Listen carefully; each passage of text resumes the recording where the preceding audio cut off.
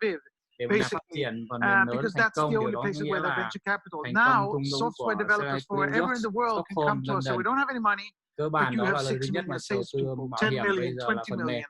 And we'll be Các able nhà to phát give triển may mắn trên success thế giới to có thể tìm entrepreneurs đến in chúng a way tôi, that nobody's ever been nhưng doing 6 done triệu before. So người bán hàng, 10 triệu, it is a 20 triệu và platform có that thể will mang be lại thành even công more cho các doanh important than nhân Uber theo một or cách nào Airbnb. đó, rằng Will become the không ai, largest sales vì vậy nó là một organization in the world. nền tảng thậm chí quan trọng And hơn as you mentioned, it differentiates, you say, from sort of the MLM industry, which has sometimes attracted a bit of như bạn đã đề cập, đó là harsh sự khác biệt mà criticism bạn in a nói. sense, Tại that công nghiệp industry. này How nói does this khi tôi đã differ? từng And how cái này đấy nó dịch sai à? Mà dùng Google thì nghĩa nó sai hoàn toàn nhiều cái lắm. And then you need to buy a certain amount of products every month in order to stay in the program, and you're not able to sell these programs. So after a while, you're Để các bạn phiên dịch đi. Vâng, anh chuyển qua phụ đề tiếng Anh giúp em nhé. Sau đấy là em sẽ đọc từ đấy để em dịch lại cho mọi người thì sẽ tốt hơn, tại vì ở đây đang là các dịch từ Google Dịch cho nên nó bị sai nghĩa gốc rất là nhiều anh ạ. Em cũng rất là khó có thể theo được. Đúng rồi.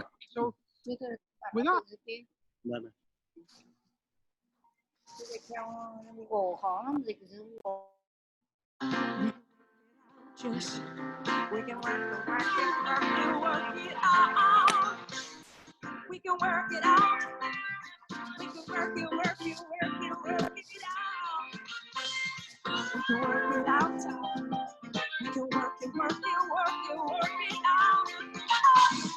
We can work it out. We can work it out. We can work it out.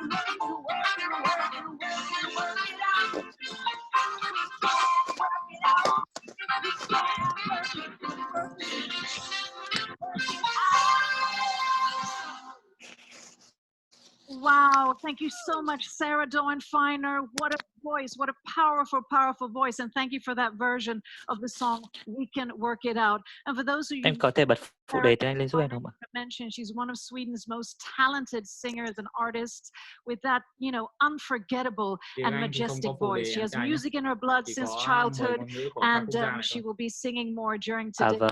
Was blessed by and graced by her presence. We're now going to continue with Crowd1's Chief Technology Officer, who is in charge of the back office system at Crowd1. So he's responsible for making sure that your back office and your technical platform is gradually and currently getting upgraded. So I hand over the stage to Jens Lorentzon.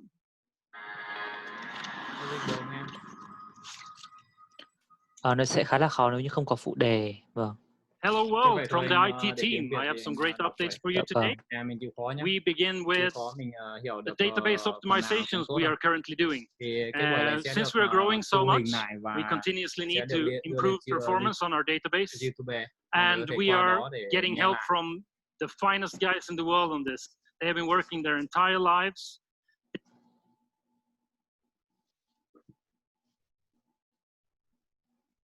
Interact to make money and find themselves a platform to work with, instead of giving away all their assets of their actual livelihoods as digital identities to companies in Silicon Valley. That is the only one place in the world that doesn't need more money. So, and last but not least, I mean, now that I have you both here and you both and so forth, a piece of advice. I mean, there are a lot of entrepreneurs, of course, among your entrepreneurs. What are sort of the key traits that are essential to thrive in a business like this is offering? There's a lot of them. Sales is difficult. You need to be resilient. You need to. Giống như ở đây cung cấp có rất nhiều trong số họ. Never give up. Never take no for an answer. Bạn cần phải kiên cường. People who want to inspire you, me, Peter Jacobson, the leaders, gather that energy that you need to be successful and persistent in going out there, because we will have great product at great prices with huge commissions. So there is all the reasons in the world to stay long-term, loyal and passionate to what we're doing, and stay with us, because this is not a short-term, next week, half a year project. It's a long thing. We're going to change the world. Big ambitions. Yeah, and I think that it's important to have a goal. And to a lot of people are listening to people around them that haven't done what they want to do themselves. So I think a good suggestion is to try to find a person that has done what you want to do. And talk to that person and see how did you do it, and try to do it the same way. And with our tools, I think the chance for more people to be successful and take a part of this huge industry of the online world is better than ever. So find a person that have done what you want to do. Find a role model and be a role model as well. And don't listen to all the people who tell you can't, it's impossible. Don't believe the naysayers who are suspicious and negative, because they are the type of people that just hold you back. You can do anything you want. Set your mind to it and just do it. You can do anything you want and believe in who you are. Thank you so much for sharing those insights. And I think with now, we're going to have some entertainment.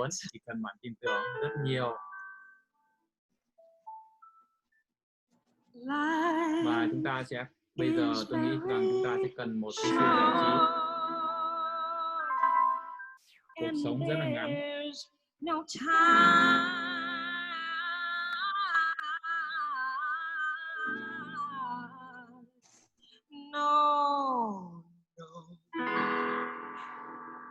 Fussing and fighting, my friend. So I'll ask you once again. Try to see it my way. Do I have to keep on talking till I can't go on? Nội dung của bài hát nếu em có khả năng nhé. Risk of knowing that our love will soon be gone, but we can work it out. We can work it out. Figure what you say. You want to say you think that.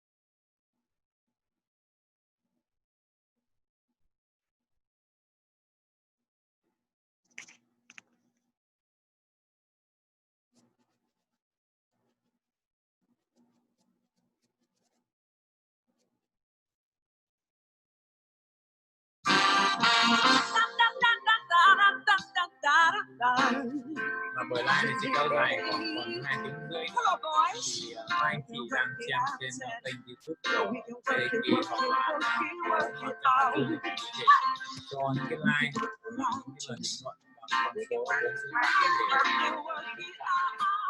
để chúng ta cũng như là nhiều thành viên phát triển mạnh mẽ hơn trong Crowd1 và ai cũng được chúng ta tham gia một cái nhiều một số cổ phiếu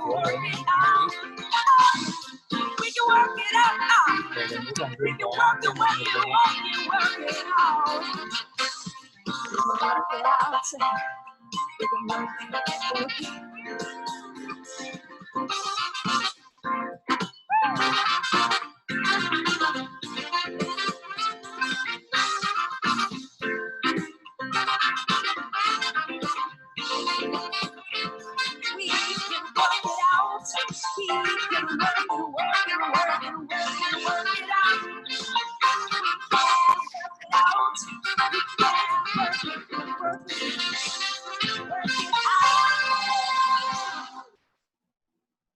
Wow, thank you so much, Sarah Doan-Finer. What a voice, what a powerful, powerful voice. And thank you for that version of the song, We Can Work It Out. And for those of you who don't know Sarah Doan-Finer, I want to mention she's one of Sweden's most talented singers and artists with that, you know, unforgettable and majestic voice. She has music in her blood since childhood, and she will be singing more during today. We'll be blessed by and graced by her presence.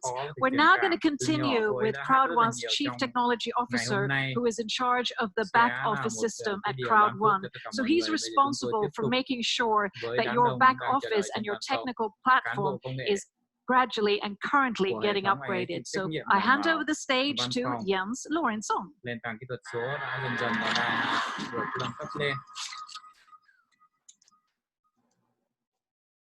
Hello world from the IT team. I have some great updates for you today. We begin with the database optimizations we are currently doing. Since we are growing so much, we continuously need to improve performance on our database, and we are getting help from the finest guys in the world on this. They have been working their entire lives. They are experts in database optimizations, so the site can continue to work and even become quicker in the future, even though we're growing so much. The company we're employing have been working their entire lives with this, and they have even been involved in developing the code for the database that we are using. So very happy to announce this. The next update is member growth. We have been continuously growing at a high pace over the entire beginning of the summer, and we see no signs of stopping. We have been growing about 15% month over month, which is amazing with the large member base we're already having. So this is continuously making our jobs harder, which we appreciate because it creates challenges and we need to grow and to develop all the time. And we're very happy about that at the IT team. We're expanding the IT team as well to be able to cope with the growth and continuous integration of new products and services. And we're expanding the IT team by 20% during Q3 2020. So I'd like to welcome our new team members. We're doing lots of third-party integrations now with our new partners that will be announced here today. This also creates a lot of work, which is fun, and we need to make these integrations as streamlined and as user-friendly as possible. Since we are dealing with so many users, this needs to be really pain-free for you and also for our providers. So this is something that we're spending a lot of time on. The next thing is that we are really big now. We have so many members that we can't just open up a product for all millions of members at the same time, because that would honestly crash the servers of our partners, because our partners are not used to having millions of people checking their site out all at once within 10 minutes, for example, and that would crash their servers, or they would have to spend too much money during a very small amount of time until the base load evens out again. So to handle this, we're going to do stage rollouts of all our products now and in the future. And we are going to begin with the ambassador levels and working our way down to presidents, directors, and so on. And you will get an email and a message in your back office when it's your turn to try out a new product. So we will do a rollout during a couple of hours to a couple of days or even a week, depending on how many people are getting access to the product. Very happy to be part of something that is so challenging. We have a new design and improved Android app with a lot of new functions and a fresh new design to match our recently released iOS app that we released a couple of weeks ago. And I'm happy to announce that our Android app is, within a couple of days, will be updated and will be up to speed. And we welcome all Android users into the new world of the next version of our Crowd1 app. Since Android is a bigger share of our market, it's a very anticipated update to the app. That's all we had from IT. Thank you very much. Thank you, Jens, for those updates. Now, they say that memories are created through experience and those moments that take our breath away. And usually that is when we travel or we experience new things.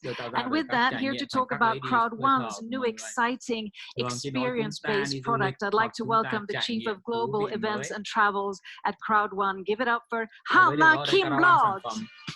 Tôi muốn chào đón người đứng đầu sự kiện toàn cầu và đi du lịch với Crowd1, Hanna Kimblad. It is great to be here. I am super excited always to be able to share the stage with all these professionals, but also share the stage with you guys. Before I start talking about what I'm going to talk about, I will actually want to show you a video. So please enjoy. Tôi thực sự hãy tận hưởng.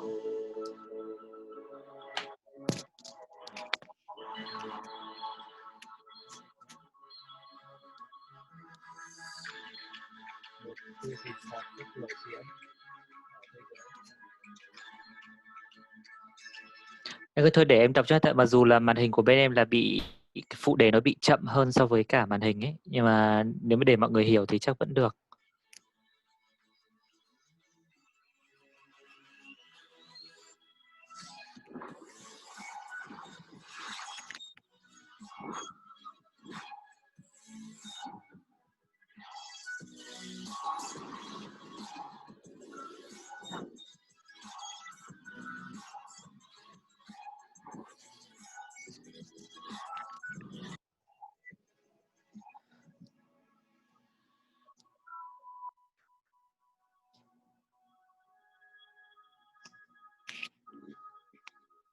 Wow, wasn't that exciting? My heart instantly starts beating faster when I see all these scenic views of traveling. So the travel industry is one of the biggest experiences. Trái tim tôi ngay lập tức bắt đầu đập nhanh hơn khi tôi nhìn thấy tất cả những cảnh đẹp này của địa điểm du lịch. You have billions and trillions of money. Vì vậy, ngành du lịch là một trong những ngành công nghiệp có tỷ trọng lớn nhất trên thế giới. That are carried out for hotels, for flights, for cruises, for package trips, etc. comes from the online travel agencies normally. Đối với các khách sạn của các chuyến bay du lịch biển cho các chuyến đi chọn gói đến từ các công ty du lịch trực tuyến. These companies have a kind of agreement where they can put the Công ty này có from each other to make sure that the profits are maximized. And you might ask now, why am I telling you all this about the industry? Có thể là bạn đang thắc mắc là tại sao tôi lại đang nói cho các bạn những cái vấn đề này. Well, how would you like it if I told you? Bạn có thích không nếu như tôi nói với bạn rằng? Is that sounds exciting, right? We have, thanks to our very. Chúng tôi có thể mang những cái lợi nhuận của việc kinh doanh này đến cho bạn. Nghe có phải nghe rất thú vị phải không nào? Life trends. So all our members will be able to book discounted. Tất cả các thành viên của chúng ta có thể hợp tác với một chuyến bay và công cụ đặt phòng khách sạn. So that is not all. We will also bring the chúng tôi cũng sẽ mang đến comes back into your networks as commission. And this is something that just gets me really excited. Đây là một thứ mà tại vì nó rất là bị chậm so với cả today. Và đó thực sự xảy ra với kế hoạch triển khai bắt đầu từ ngày hôm nay. Today. So, from out today, from 3 to 5 days from now, you will receive an email with a link. Click in this link to register on the live trend site. Don't go there before. Wait for your email to be fully registered. And now also, I have a greeting from the founder of Live Trends. He couldn't be with us here today, but he's made us a video greeting. So please say hello to Mark. Anh ấy không thể nói với chúng tôi ở đây hôm nay, chúng anh ấy sẽ làm chúng tôi. Vì vậy, xin vui lòng nói lời chào tới Mark. Xin chào, tôi tên là Mark, người sáng lập là một CEO. Bạn vui mừng trở thành nhà cung cấp du lịch độc quyền của Crowd1. Tôi đến với bạn từ nhà cung cấp của Hoa Kỳ. Tôi thực sự ước mình có thể ở bên bạn tại sao chúng tôi nghĩ đến việc tôi muốn chia sẻ với bạn một chút về câu chuyện của tôi trước khi tôi bắt đầu. Những cái nền tảng du lịch này tuyệt vời có thể làm cho bạn và một doanh nghiệp của bạn họ sẽ ở trong lĩnh vực công nghệ, thế giới kinh doanh. Tôi bắt đầu kinh doanh cái điện mạng của mình giống như nhiều bạn đang làm bây giờ. Tôi có vận may điều trong thế giới. Bạn biết đấy, tôi bắt đầu học đại học tôi nghèo và khi tôi tốt nghiệp tôi đã không thành công. Tôi sẽ có 10 đô la trong túi khi mới bắt đầu kinh doanh. Tôi có một công ty $100 triệu và tôi sẽ không bao giờ còn cái mô cái đầu tiên của tôi bây giờ. Hãy nghĩ về việc bạn đi từ 2 năm trước, bạn không thể đạt được I've been around it all my life. I was involved in the launch of Herbalife in 1980. Mark Hughes was one of my distributors. I actually did all the manufacturing in the beginning. I wrote their compensation plan. I even provided their marketing. So I've been in this industry for a long time. But I got to tell you, what you guys have accomplished with Crowd1 in such a short period of time. Ông ấy là tức là ông ấy khi bắt đầu sự nghiệp đã bị phá sản và phải bồi thường cho công ty đó rất là nhiều tiền. Just every day I see this unbelievable growth. Bởi vì những gì đã xảy ra với tôi là chỉ một ngày tôi thấy sự tăng trưởng. Không thể tin được điều này.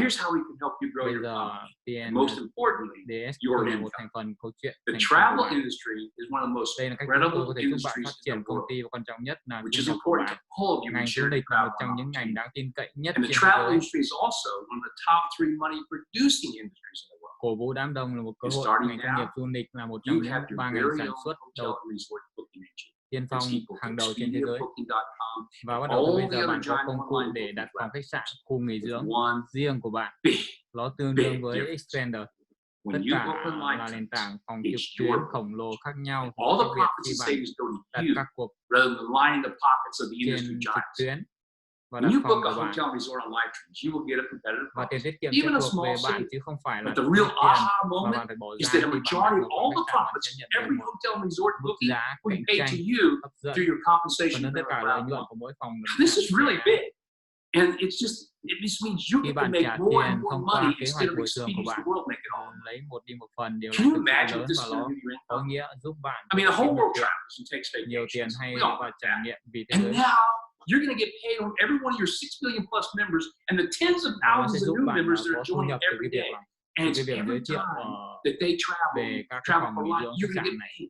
So every day you're going to be making more and more money. How fantastic is that? And all you have to do is just use your own hotel and resort booking engine when you travel. And when you book yourself, that's going to activate your commissions. That's it. The income flows nonstop. Khi bạn đi du lịch, khi bạn đặt phòng, đó là kích hoạt hoa của bạn, đó là dòng tiền thu nhập thụ động. Không dừng lại ở đó, thậm chí còn tốt hơn một trong những incredible locations. And we're going to be doing this with large groups of Crowd1 members. It's going to allow you to go to these destinations and experience the joy of travel. Plus, you're going to get the financial benefits. Now think about this, the financial benefits of learning how to build your business from the company leaders that will be traveling with you. These dream vacations, besides being a lot of fun, they're going to create this company culture and loyalty for you and your entire team. These are exciting times. Life Trends is here to serve you, the members of Crowd1. There's so much more to share. But for now, just want to thank you. I'll see you soon on Crowd1 Dream Vacation. Chia sẻ ngay bây giờ. Wow, thank you so much, Mark. We hope you can be with us the next time. So now I would like to show you another video. Max, chúng tôi hy vọng bạn có thể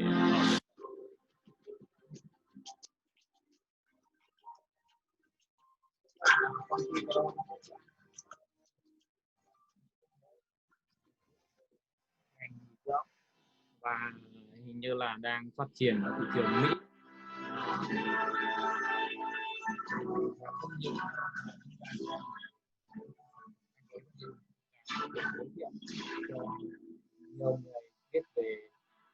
Wow! Right now, we are rolling out one of the largest online industries in the world.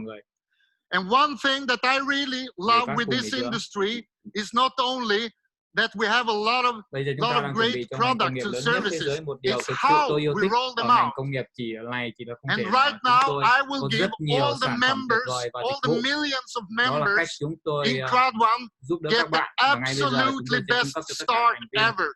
That's why we release the golden ticket promotion backed up with the thinking of pay it forward. And this promotion is one of the absolutely strongest promotions ever done. And I know that if you use this promotion the right way, we will see hundreds of thousands of members in Crowd1 have a fantastic July.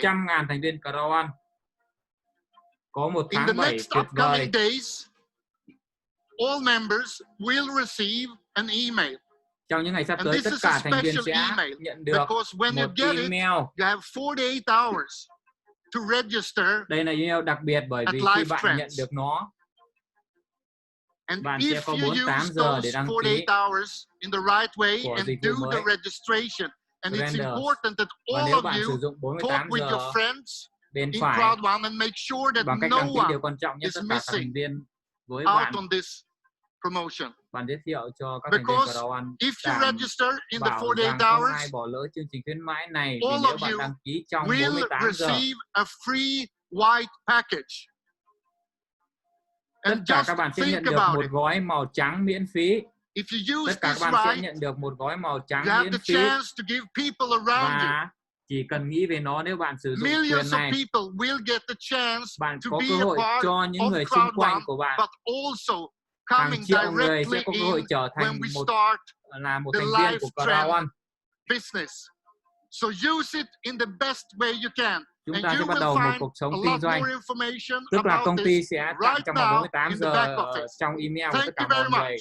Và mọi người sẽ được quyền tặng cái gói trắng đó, giống như đợt khuyến mãi lần Thank trước you, Jonas, cho and congratulations tất cả to những người Crowd1 mà and mọi người your tin new tưởng. collaboration with Và mọi người Life hãy tặng Trends. cái gói It's now đó time cho to người talk nào more about mà product khát khao launches that muốn are in kiếm the tiền, chứ pipeline, đừng and I tặng hand over the stage chỉ to vì để cho họ Jonathan nhận cổ phiếu mà Ström, thôi. Head of African Bây giờ Expansions. lúc nói nhiều hơn về các sản phẩm,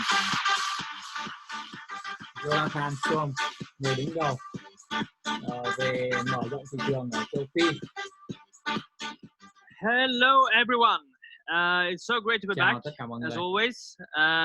Tremendous to see Xin all chào tất these cả mọi người. Thật fantastic tuyệt vời products. khi tôi được trở I lại am a big một fan sân of khấu tuyệt traveling vời này myself. để It's giới been a thiệu tough về time, các of cái course, sản phẩm with the tuyệt vời COVID. của Crowd1. A lot of people has been Tôi là suffering, fan hâm mộ but lớn the của world is ngành du lịch. opening up. And this is, Đó là một thời gian as khó khăn, tuy Hannah nhiên với mentioned, it's Covid a rất là good nhiều time người to start đã to đau see khổ, some of your nhưng parts thế of your giới own đang country. mở ra, Do a và đây là staycation and cách start mà plan Hannah for the đề cập coming trips thời as điểm well. tốt này. And Xem một I mean, số Jonas just presented a fantastic tôi đang có promotion, một kỳ so nghỉ bắt read đầu more kế about hoạch cho this các in chuyến your đi back sắp office. tới hay không. Và tôi I'm actually here today có nghĩa to là talk about Đức. some other product launches. Điều này The có first trong văn one phòng hỗ trợ. Thực sự ở đây hôm we're nay going tôi to sẽ talk nói about một sản phẩm is khác. the local aspect Ra of mắt this. sản phẩm đầu So tiên. from time to time, we are going to launch something that Chúng is tôi going sẽ to be nói về nhiều global, khía but cạnh we're also địa going to phương của launch điều này. products that is more Vì specific vậy theo for thời gian specific chúng ta sẽ ra regions. mắt cái gì đó These two ở trên even phạm vi toàn are cầu. examples of that. Chúng tôi sẽ tung So ra the các first sản one phẩm that đối we're với going các to present khu vực cụ thể. Hai điều này thậm is chí an là extremely smart app called ví dụ về Safer. điều đó.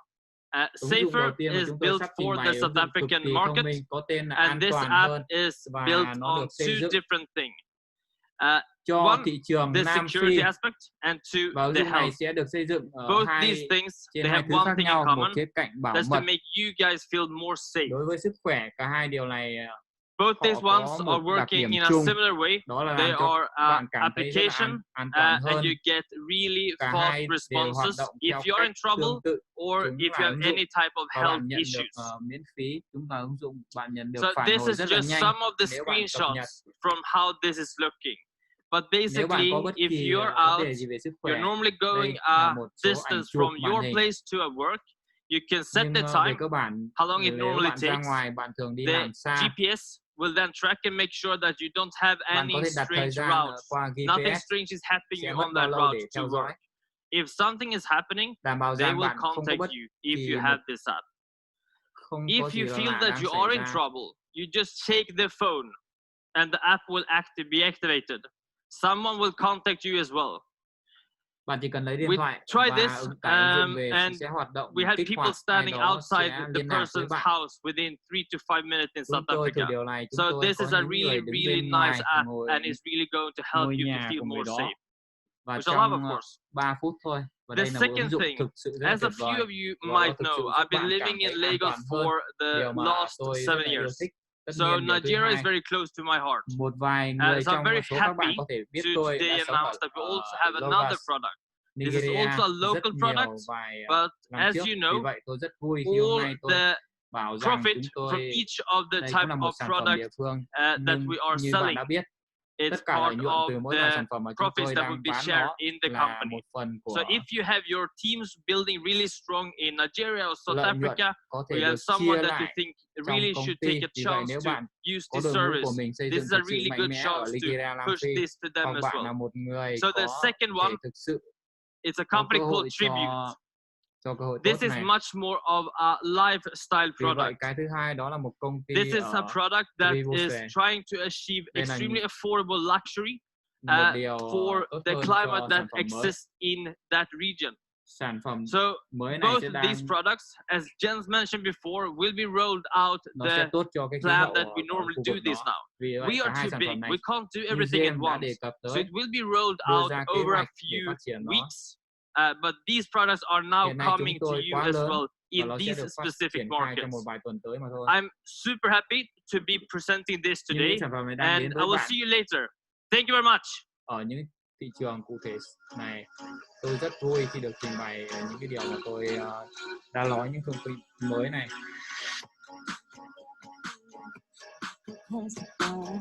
Drifting through the wind, when we start again.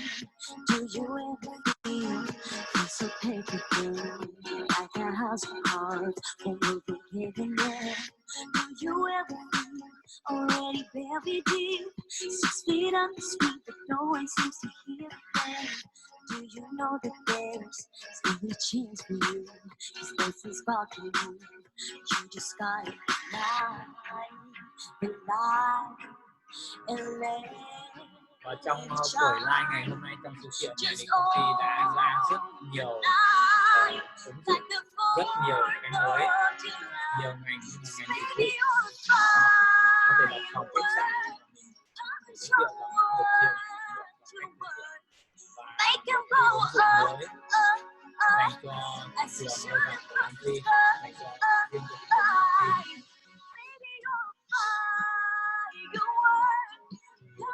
Biết chi tiết thì chúng ta có thể xem trên kênh YouTube chính xác hơn. You don't have to feel that grace to space when you're original. It cannot be replaced if you only knew what the future holds. Mỗi lần sự kiện thì sẽ có hàng, có rất là nhiều, đơn giản nhất có 3 đến 5 sản phẩm, những dịch vụ ứng dụng, những dịch vụ mới sẽ ra đời và rất là nhiều người sẽ tiêu dùng trên đó, và chắc chắn là 10 triệu thành viên đang giữ cổ phần của doanh nghiệp Crowd1 sẽ được chia lại lợi nhuận, và đó là cái nguồn thu của Crowd1. Trong tương lai sẽ có rất là nhiều sự kiện ra đời, và trong những sự kiện hàng loạt sản phẩm sẽ ra đời, đều là những sản phẩm rất là chất lượng. Crowd1 rất là khó tính trong việc chọn đối tác kinh doanh, bởi vậy công ty muốn tạo ra một sản phẩm chất lượng và có các sản phẩm chất lượng ưu việt hơn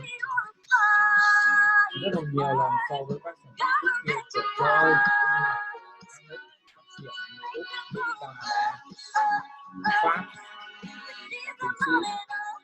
Những thị trường rất là khó tính, cho nên là nguồn thu của Crowd1 rất là lớn. Tin tưởng vào Crowd1 cũng như là tin tưởng vào số lượng cổ phiếu của anh chị đang nắm giữ, thì chắc chắn là hôm nay anh sẽ được chia lại rất là nhiều.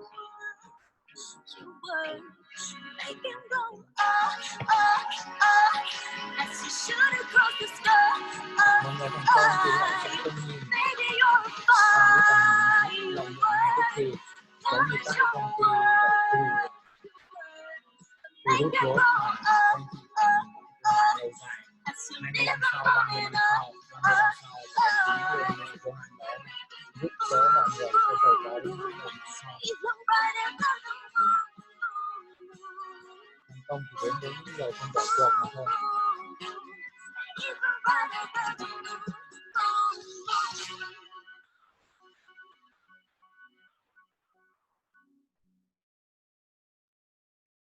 Thank you, Alice Svensson, one of Sweden's young and talented artists and singers who graced us with this song. She has both been in the TV version of Idol and also in the Swedish version of the European Song Contest. And she graced the stage with the word and fireworks.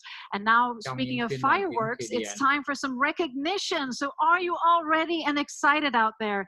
It's time for recognition of president and senior president categories. So buckle up and get ready. And to help us with this, please welcome up on stage Nils and Massa. Chủ tịch cao cấp, vì vậy hãy nên và sẵn sàng giúp chúng tôi.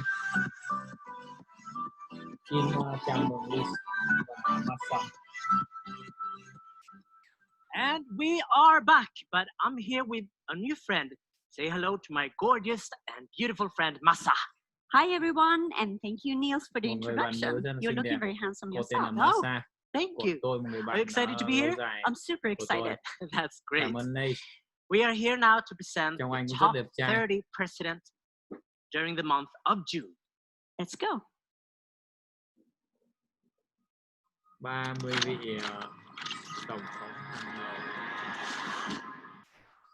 Thì ở đây 30 vị chủ tịch. Congratulations, Queen 88, Queen 88, Ichoro, Queen 88 này là một người Việt. Hanli, Alicante, Opportunity, Makeri Church, Revelation, Nisantera, Jaguar, B2B, Get Busy One, Crowd Flash Flows, Thriver, JSKTR, Highly 0820, Attraction 3, Olives, một điều khác biệt so với các sự kiện hai sự kiện lần trước đó là người Việt của chúng ta Billionaire, tụt hạng rất là nhiều. Có lẽ là bởi tư duy tầm nhìn mọi người nghĩ đây là một cái dự án đầu tư hưởng lãi ngay mà mọi người không nhìn thấy tầm nhìn xa thôi. President, excellent job. Congratulations. And now is the time to present the top senior presidents of the month of June. Đến 10 người trong bảng. I am ready. Tuy nhiên trong thời điểm hiện nay thì mọi người đã số lượng thành viên Việt Nam tham gia quá ít. Đó. Và rất là nhiều người đã thì chia tổ chức nhỏ, nhưng mọi người không nghĩ là trong tương lai mọi người sẽ nhân 5, nhân 10, nhân 100, nhân 1000 tài sản đó. Sisu, Mọi người đã bỏ cuộc, tức là mọi người đã bỏ đi một cái mỏ vàng lớn. Jesus, I'm too busy. Congratulations, senior presidents and presidents. And now we have some testimonials for you. No nails is testimonials. Oh, right.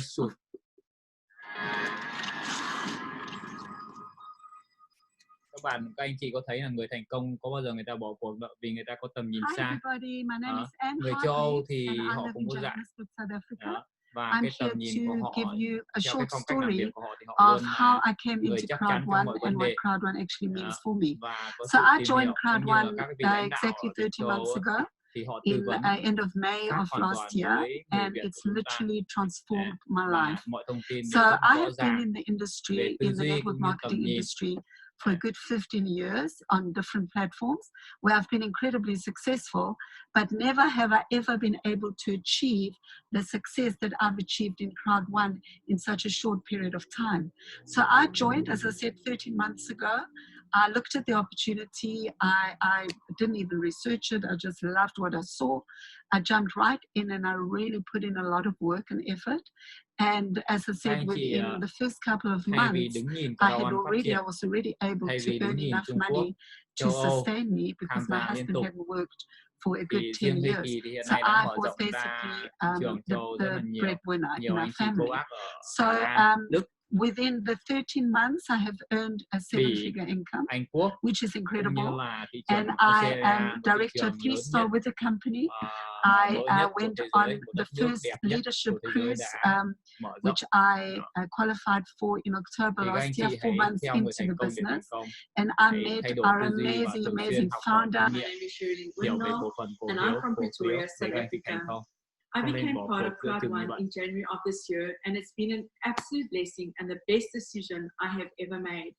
I used to be a personal assistant for over the 22 years and an international secretary, but it never gave me the opportunity to ever dream like I dreamt now, or to think that I would ever be able to become a business owner. I want to thank Crowd1 for making this opportunity available to thousands and millions of people all around the world. During this lockdown period where every single household suffered financially, Crowd1 made it possible for us to put food on the table, and also we were able to pay off all our debt, pay our 2 vehicles finished, and we were able to bless our 19-year-old daughter, who's a first-year law student, with a Mini Cooper, which we were able to buy cash because of Crowd. Our 10-year-old daughter always dreamt of owning her own hoverboard, and we were able to bless her and make that dream also a reality. So Crowd1, thank you for blessing us. Thank you for making our dreams possible. And thank you for an incredible team that we have. We have seen this vision with us, and that their lives have also been impacted positively because of Crowd. We are truly grateful. And all I can say is impossible is nothing. Hello, good afternoon, everybody. Over here from Nigeria. My name is Dr. Simon. By the grace of God, the top leader of Crowd1 here in Nigeria. And this wonderful afternoon, I am moved to say the little thing that Crowd1 has done to my life. In 2019, when I was introduced to this wonderful opportunity through Sophia Bauer and Mr. Smile, with Jonathan and George, I never took the business so serious, but after some time, I picked the business. I want you to know that my life has transformed today totally. I was not a million earner, but today I am a 6- and 7-figure earner. I am going to a billion earners now. And I have used this wonderful opportunity to share to 36 states of Nigeria and even some other African countries. And I want you to know that over 2,000 to 3,000 people have become first 6 figures of their life through this same opportunity. By the grace of God, I opened a foundation called Arthur Simon Foundation, that I have 116 orphanage children that we are taking care of them, feeding them all with Crowd1 money. They are now going to school. Their medical bill is going, as you can see, even with this coronavirus pandemic situation that we have in the country, we are still doing this business online. We are in our indoors and we are making money. And that is why I want to encourage everybody, anywhere you are in the surface of the earth. Government alone cannot change your country. You have to come to your own senses and help yourself by creating something that will help your life. And Crowd1 is the best opportunity that every human being on earth should be part of it. You be Crowd1 now or later, you have to be part of Crowd1 because it changes lives. I have created water to a lot of families. Now, I created boreholes in some villages where water becomes so hard to get. I have created bridges where people cannot be able to pass the enter through water, but now I create a little, in my own earning, I did bridge for them. And my member, I encourage them to help humanity. We have a lot of our members today, they are helping a lot of people and they are creating more NGOs. I want to say thank you for the Crowd1 top management. I will never forget Sophia Bauer, I owe you a lot. May God Almighty continue to keep you. Smile Masilo, may God keep you. Our wonderful Regional African Director, Mr. Jonathan Strong, God will keep you. The Johan, the all corporate people that make this opportunity happen, God should continue to bless you. I have nothing to say to Crowd1, but I believe impossible is nothing, and Crowd1 will last not 10 years, not 20 years, not even 50 years. Crowd1 is a lifetime opportunity, and everybody will be part of it. I am now young, I have no gray hair, but I believe that I will do Crowd1 when my whole hair will be gray, and I will still be a Crowd1 member. Thank you all, and may God bless Crowd1, and may God bless the Federal Republic of Nigeria. Thank you. Bonjour mes amis, mon nom c'est Mohamed Mara, en tant que directeur Une Étoile, depuis au Sénégal, l'âge de 21 ans. Chào tất cả các bạn, mình đến từ đất nước Nigeria. Đây là lần đầu tiên mà mình có được cơ hội nói chuyện với các bạn như thế này. Thì lời đầu tiên mình cũng phải nói đó là đối với Crowd1 đây là một cái cơ hội kinh doanh rất tốt. Và trước đây là ở quê của mình thì tất cả là mọi người đều rất nghèo và không có nhiều cơ hội để có thể mua được những đồ ăn, thức uống và những cái vật dụng cần thiết cho sinh hoạt hàng ngày. Nhưng từ khi Crowd1 đến với Nigeria thì mình đã cùng với cả gia đình của mình cũng như là bạn bè của mình đều đã tham gia và thấy đây là một cái cơ hội kinh doanh rất tốt và giúp rất là nhiều người có cơ hội để đổi đời, kể cả những quốc gia châu Phi. I joined Crowd1 on the 4th of July 2019 after I've been unemployed for the past 11 years. During that time, my wife was a breadwinner and it bruised my ego. And then after joining Crowd1, I didn't sleep like I'm completely dead. I would wake up in the middle of the night. Người này thì đang sử dụng là tiếng ngôn ngữ địa phương châu Phi mọi người nhé. Wait like a slave. I guess today I'm seated like a queen, a king. I managed to get my financial breakthrough after just 2 months. And then I bought myself, just to spoil myself, a CLA 200. Though I was still renting, but I had a bigger picture. I wanted to buy my family a decent home, and that I did too.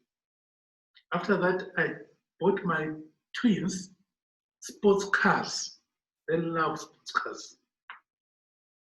I'm being celebrated in my family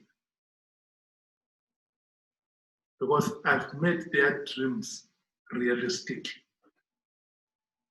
You know, they say success can only be successful when succeeded by a successful successor. Believe that. Crowd1 rocks.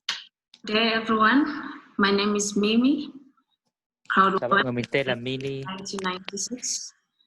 Và mình sinh năm 1996. Director Star One. Và mình đã là một giám đốc chức quản lý cấp cao ở bên Crowd1.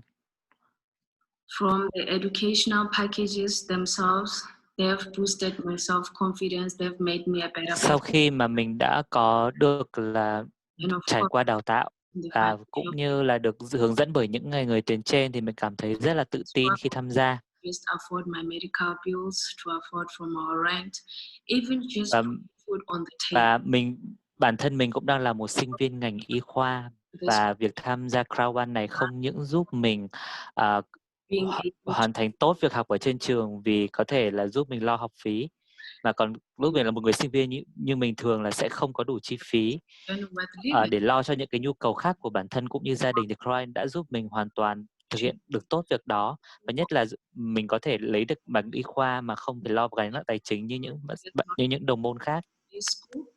From our director of sales, Sir Peter Jacobson, I'm grateful for all that Crowd1 company has done in my life. Mình rất cảm kích những người đã hướng dẫn cũng như chỉ bảo mình trên con đường sự nghiệp bước vào Crowd1. Again because I had lost it completely, but now everything is working out well because impossible is. Ban đầu cũng sẽ có những khó khăn, cũng có những lỗ hổng về kiến thức và niềm tin mà mình phải bồi đắp. Chào mừng mọi người đến với châu Phi. Mình tên là Glory to God. I can tell you is you only need a smartphone to make it big in Crowd1. Mình có thể cam đoan với các bạn rằng tất cả những gì các bạn cần chỉ là một chiếc điện thoại thông minh để có thể tham gia vào việc kinh doanh với Crowd1. Bởi vì mọi thứ rất cơ bản và đơn giản và các bạn chỉ cần trong khoảng một thời gian ngắn thôi. Tất cả mọi công cụ, tất cả những thao tác đều sẽ được hướng dẫn rất tận tình bởi các bạn, với những người tuyến trên, những người hướng dẫn. Be part of Crowd1 because the future of digital marketing is all in Crowd1. New products are coming on board. Impossible is nothing. Hi, I'm Warren Spies. I'm from. Chào mọi người, mình tên là Walter Stitch. A small town called Wellington, and I was introduced to this wonderful opportunity 5 months ago. Mình cũng mới được giới thiệu cơ hội kinh doanh với Crowd1 khoảng 5 tháng trước đây. Thật sự ban đầu mình còn giữ một sự hồ nghi, mình không tin rằng có thể kiếm được thu nhập ổn định và là đáng kể đối với cái hình thức này. Mình còn nói với người bạn mà đã giới thiệu mình vào chuyện này là không thể, tôi không tin bạn đâu.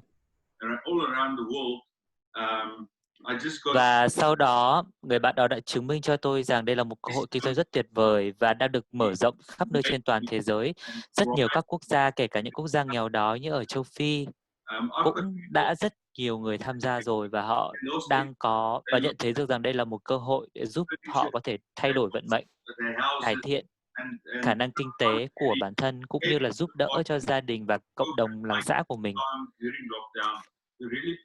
Tôi thấy rằng nếu như những người ở châu Phi cũng có thể làm những việc như vậy thì tại sao mình lại không thể, khi mà tôi đã ở một thành phố hiện đại hơn và có rất nhiều cơ hội để phát triển hơn họ.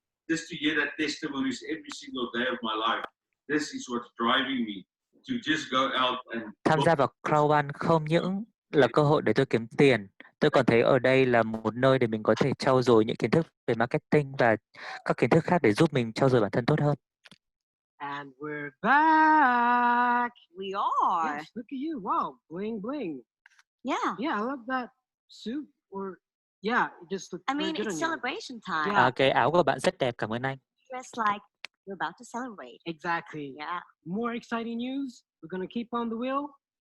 Yeah. Và bây giờ chúng ta sẽ tiếp tục với cả bánh xe. Bạn đồng ý không? So, let's see the prize. Để xem nào. Giải thưởng sẽ là gì? It will be a travel voucher this time with a value Đó sẽ là một voucher. Euros. Một voucher du lịch. Congratulations to Titosi. Và chúng ta hãy cùng chúc mừng Like 120. Happy 05. And day 17. Wow. Congratulations. Chúng ta sẽ chúc mừng những người có tên ở trên bảng. Great. Let's continue. Spin it again. Tiếp tục nhé, chúng ta hãy cùng quay nào. Exciting. Come on. So, voucher again. Wow, it's a voucher again. Đấy lại là voucher du lịch tiếp. 100 euro. Phải không nhỉ? Hay là Congratulations to. Chúng ta hãy cùng chúc mừng những người có tên ở trên bảng. Họ sẽ giành được giải thưởng này. 101. Lillian Duson. Yelena 1965. Lord J 19. Marie 8. Chivella. Bukau. Portelesa 0893. Congratulations. Wow, that's a lot of winners. Okay, so should we spin it one last time? One more time. Okay. Bây giờ chúng ta hãy cùng quay thêm một lần nữa nhé. Pay attention. Mọi người hãy cùng chú ý nào. And this time will be. Và lần này giải thưởng sẽ là. Yeah. But this time it was like a 5,000 value voucher. Đây cũng vẫn là voucher nhưng mà trị giá cao hơn là 5.000 euro mọi người ạ. Xin chúc mừng những người có tên xuất hiện ở trên bảng. Have a good one. Ladies and gentlemen, I'd like to introduce to you the extraordinary Hanna Kimblad. Hello, Tala. Xin chào mọi người, tôi giới thiệu bà Hanna Kimpla. Chào mọi người. To be here. Can we start with Tôi rất vui có mặt ở đây ngày hôm nay. How you got into network marketing? Sure, I'm Swedish. I come from Tôi là người Thụy Điển. I have 4 siblings, but I've been living abroad for the past. Và tôi có 4 anh chị em. Mainly in Nigeria, yeah, in Lagos, yeah, Nigeria. Very cool, and in South Africa as well. Okay, and how did you get into network marketing? Chắc phần này anh đọc tiếp cho em tại vì cái này có rất là nhiều thông tin và các cái âm thanh nó cũng bị chậm hơn. So em cũng khó là khá tiếp nhận. Involved in network marketing, and I was just, online networking is amazing. So I was just inspired by their stories. And it's been an extraordinary journey, and now you're sitting here. Yeah, and I really like hearing people's stories and their testimonials, and that's what got me the first time. For obvious reasons, you've been involved with Crowd1 offline. Yeah. How has this transition affected you and business? Well, I think, at first, when everything happened, we've been having these amazing offline events all over the world, and all of a sudden we couldn't have in the degree that we wanted anymore. So we decided to be pioneers as we are and do online events. So this is our third, and we're improving and learning every time, and it's extremely exciting, quite different from offline. A lot of more things to think about when it comes to camera and angles and these things that I'm learning every time. So much fun. I mean, how do you react to this? Obviously, like super fast growth and involvement. I think that I sleep less. I think majority of the management don't sleep so much anymore, but we love. Can you explain? Are there any different challenges, you know, to adapt to this, to the online and the growth of whatever we're doing? I mean, there's always challenges, but I don't mind. I don't mind challenges, and whatever you do in life, there will be challenges. So I think you have to be quite extremely problem-solving driven. That needs your focus always needs to be that whatever comes, whatever throws at you, you're gonna be solving that problem. And I think also with this type of fast growth, no days look the same. So you have to be very adaptable, and your mindset and focus needs to be problem solving and, you know, pushing the boundaries all the time. But has there been any surprises, anything that you didn't expect, you know, came from, you know, anywhere? I mean, I think every day there's something new that you wouldn't expect. But I think what I didn't expect is also getting, we usually ask for testimonials and these things from our members. And what I didn't expect about myself, you know, I've been in this industry for quite long, and I didn't expect that I would still get so emotional about hearing the stories of people. And that I really, really love. So they will, you know, share over WhatsApp and in social medias. And I love, you know, everyone loves social media, and this keeps you going. Yes, yeah. Of course. Talking about social media, I mean, it's big, but also within the online industry, of course, and specifically Crowd1.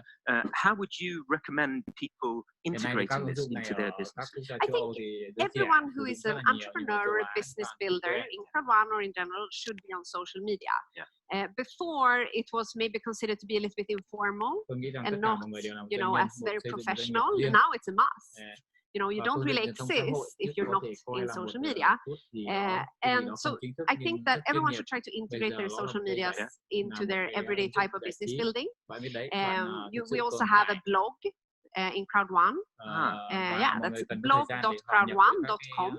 So what reactions have you had for the blog? Yeah, for the blog, it's quite newly launched, which is quite nice. So people get, you know, a more familiar, closer updates with, or like not closer in timeline, but in like the culture to find out more about us, and we can post there, and it's quite a nice read actually. So interesting. Yeah. I guess I'm not the only one who's really curious to find out what does a normal day for Hannah Kingdom look like? Well, I think I try to exercise. I think my exercise curve is like correlating with the growth of Crowd1. So my exercise is going down and Crowd1 work is going up, which is amazing. So but I like to exercise or be outside a lot. So I try to do it in the morning and then come to the office, and you know, you just start whatever is on your desk that day. I like to-do lists, so I can see the progress that we're doing. I understand you like starting off with the exercise, and you know, you've got that energy going for the rest of the day. I have one last question, if I may. I was presented with a question when I was involved with this, first involved with this event. It was like, Carl, can you tell us anything that you think people don't know about you? Something odd. I'm returning the question to you now. Like, do you have any interesting, like, odd or well, I'm not sure if it's particularly interesting, but sure it is. Maybe. I used to tap dance. No. So I think I should tell you that because you're, you know. Well, you know, we might have a spot for you. Yeah, really? Okay, good yeah. to know.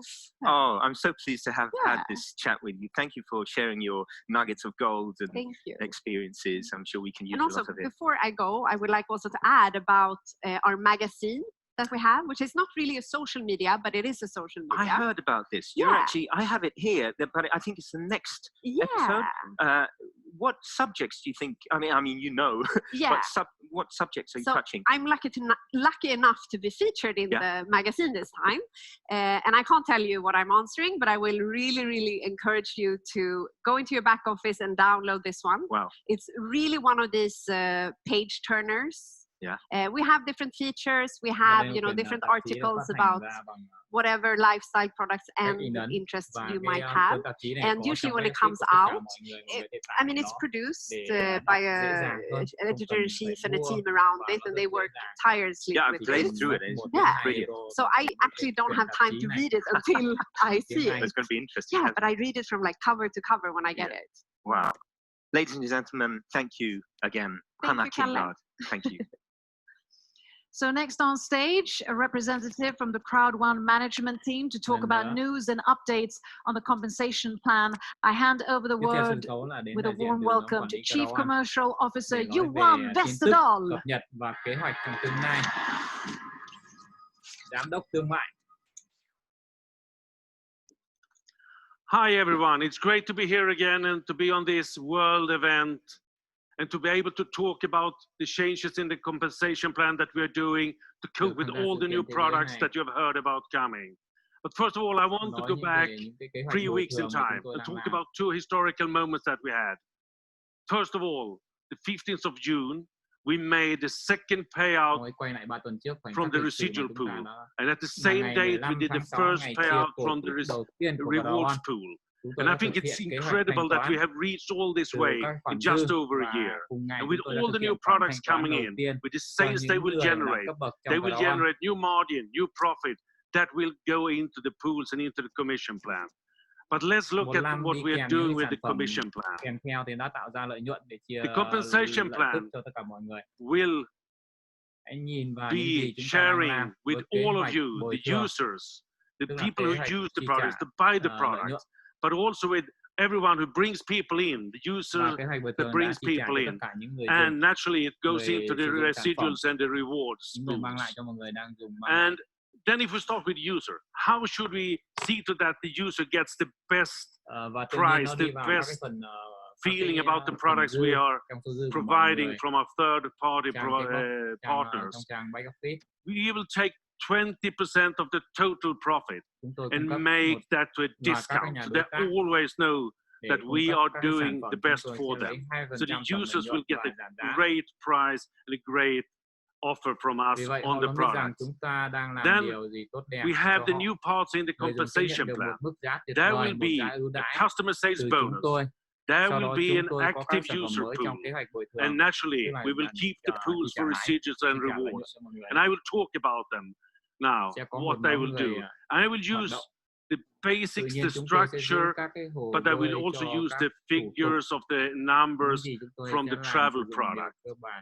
So if we look at it, the consumer sales bonus will be 15% of the total margin that goes directly to the person who has sponsored, who brought in the user. Then we take 25% of the margin and send to the active user pool. And to be part of the active user pool, you need to use the product yourself, and you need to have other people using the products. Then 60%, the remainder of those profit will go into the residual pool, the rewards pool, and to the company with the 20%. So this is how we will structure the new compensation plan. You will read more about this in the back office. But remember, all commissions comes from sales of products that generates margins, that generates profits, and brings in more money into the system that we can pay out to you who's doing the job. Keep up the good spirit, the great job, and looking forward to see you soon again. Bye. It's said that the real secret of magic lies in the performance. And I can guarantee you that it doesn't get much better or more magical than what we're about to experience. Because it's time to welcome back the amazing, the cool, the tantalizing magical duo, Brynolf and Young. Ông ấy tên là Bryce App, rất là trẻ.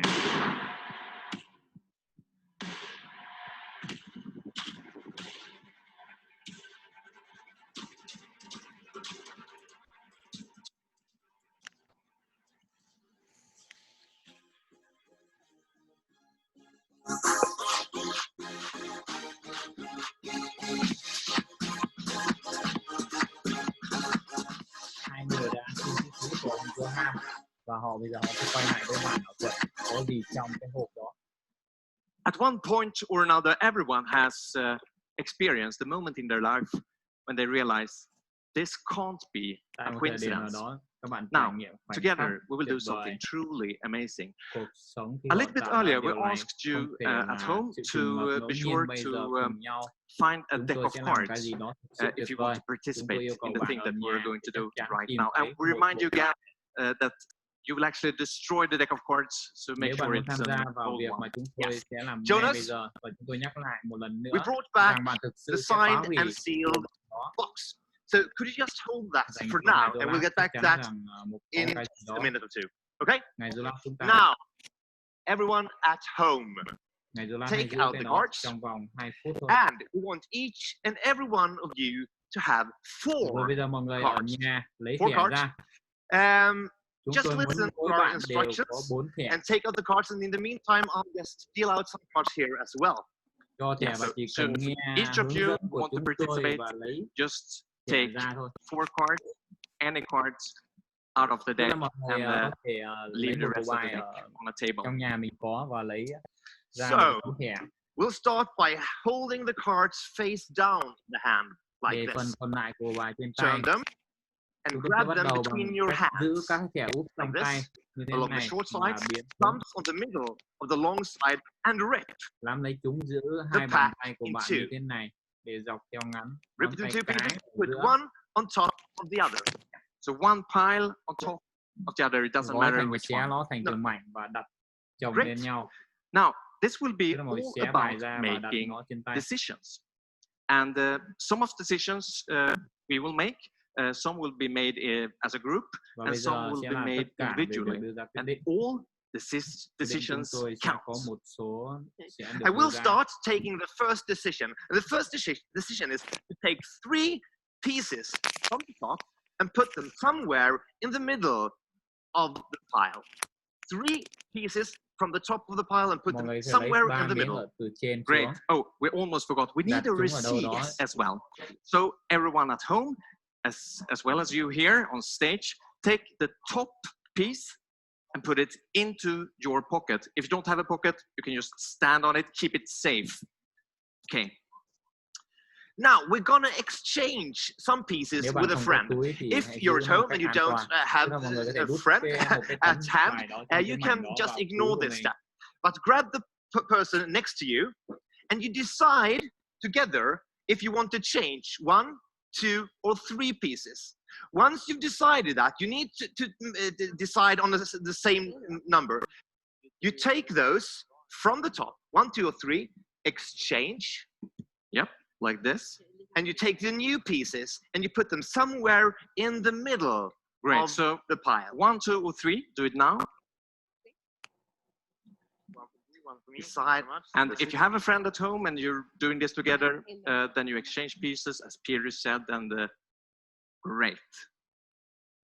Put it in the middle. Are you ready? Wonderful. Now, you've got to make a decision on your own. So decide for yourself if you want to take 1, 2, or 3 pieces from the top and throw them away. 1, 2, or 3 pieces from the top and throw them. It's your own decision. Yeah. I threw 1. How many did you throw? 2 and 1, 2, 4. 4. No, okay. Yeah. So let's give you 1 back. 3 of them. Okay. Okay. That was a joke. Great.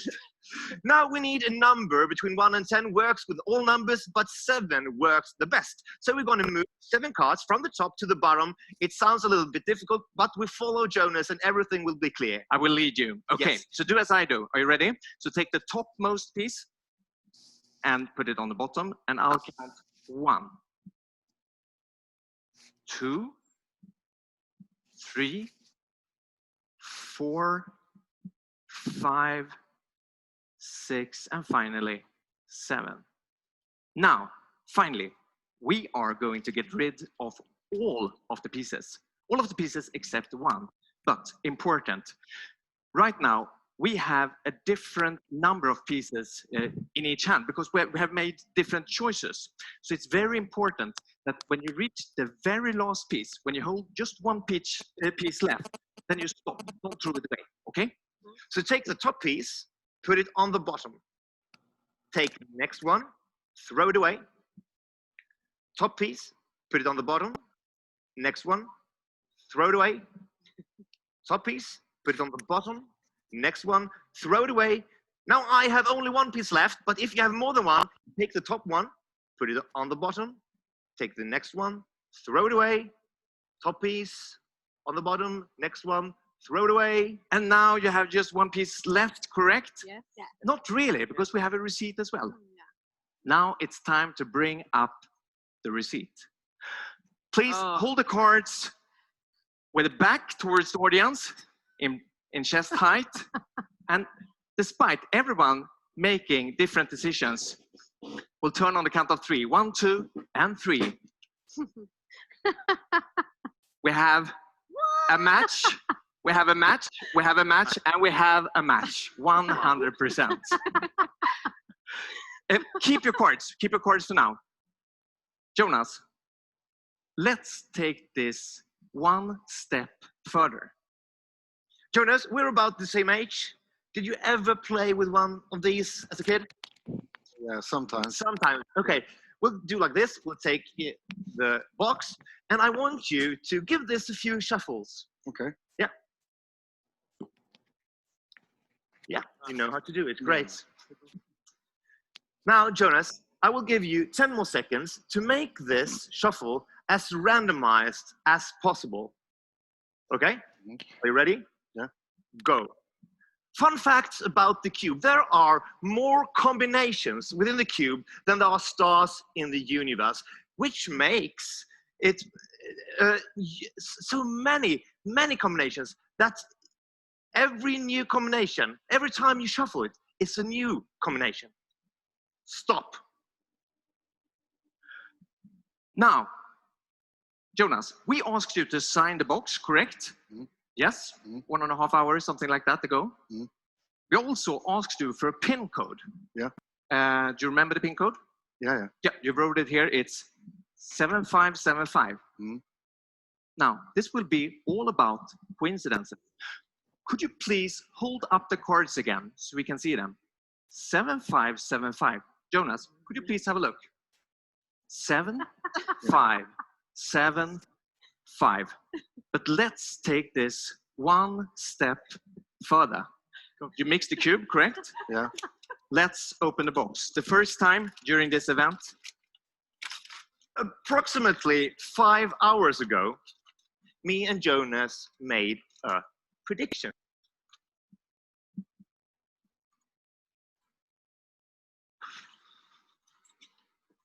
Can you see what it is? Yeah. It's a Rubik's Cube. Yeah. Every time you shuffle a cube,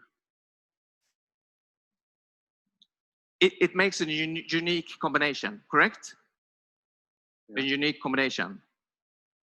Oh. 1. This is our prediction, Jonas. 2, 3, 4, 5, all 6 sides match. Thank you so much for having us, and have a great show. Have a great event. Thank you. Amazing. Totally amazing.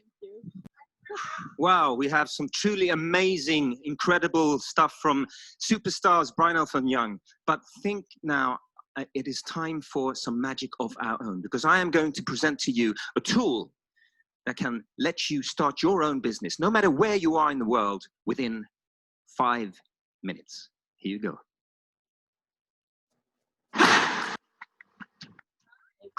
How's business going? Hello. Business is great, thank you.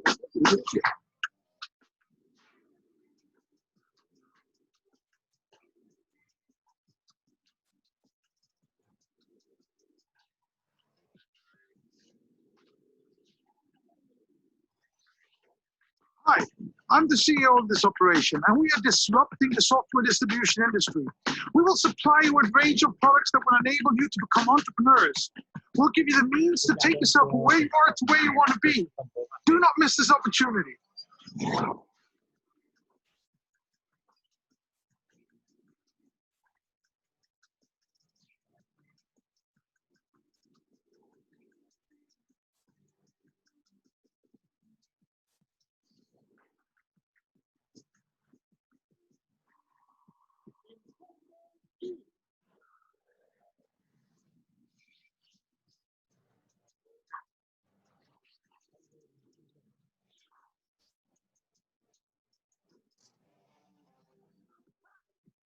All right. Well, bro. Thanks, man. Take care now. All right, you too. Wrap it up, man. Wrap it up. Come on, we got one more thing to go.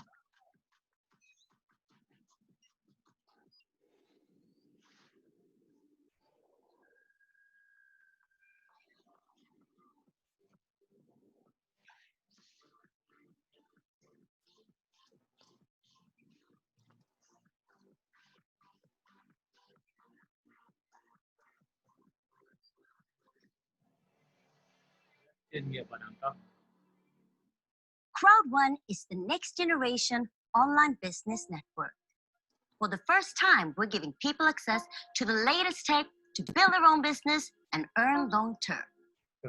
We work with the largest online industries and the best companies in e-commerce, travel, gaming, and lifestyle trends. We are the 5-minute business. Without prior knowledge, anyone can start, build, and earn money in minutes. We are 100% mobile. Crowd1's revolutionary business model is accessible to people everywhere. Anyone can reach the goal of earning an income with Crowd1's tools and the strongest bonus plan ever. Have you ever dreamt of being first with something? And this is your chance. Become a pioneer and change your future forever. Choose your favorite products, recommend, and get paid like never before. Get started. Register. You register with the link or QR code you received from your sponsor. Invite. If you want others to join, show them our videos and webinars and invite them with your personal link or QR code.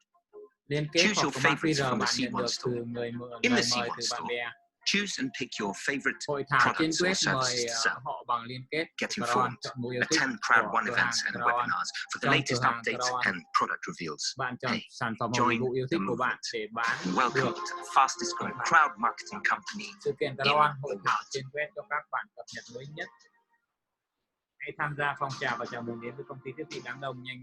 Yep, told you. One click on your mobile device and you can share your business with anyone. Need more info? Rest assured, you will be provided with more information on your back office late July. Good luck. Many of you know him from the Crowd1 Sunday School, where he every week shares how to structure your business and acquire a mindset of a winner.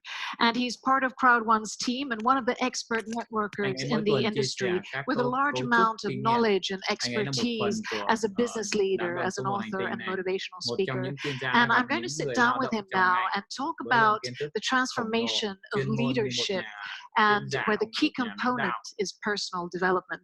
I am, of course, talking about international business philosopher Peter Jacobson.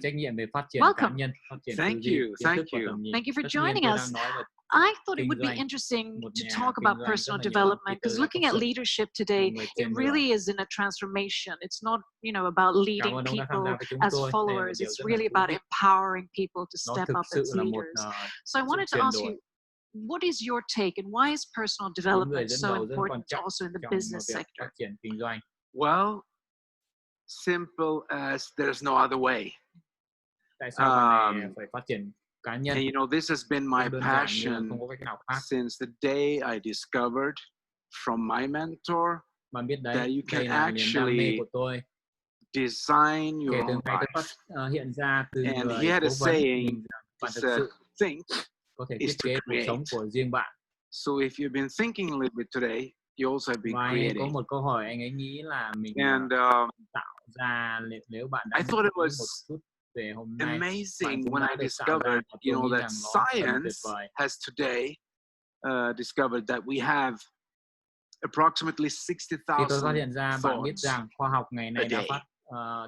But we only have one thought at a time. And personal development, you heard it saying positive thinking. That's a good start. But I mean, you don't get positive if you keep your old mindset. So if you have 60,000 thoughts and only one at a time,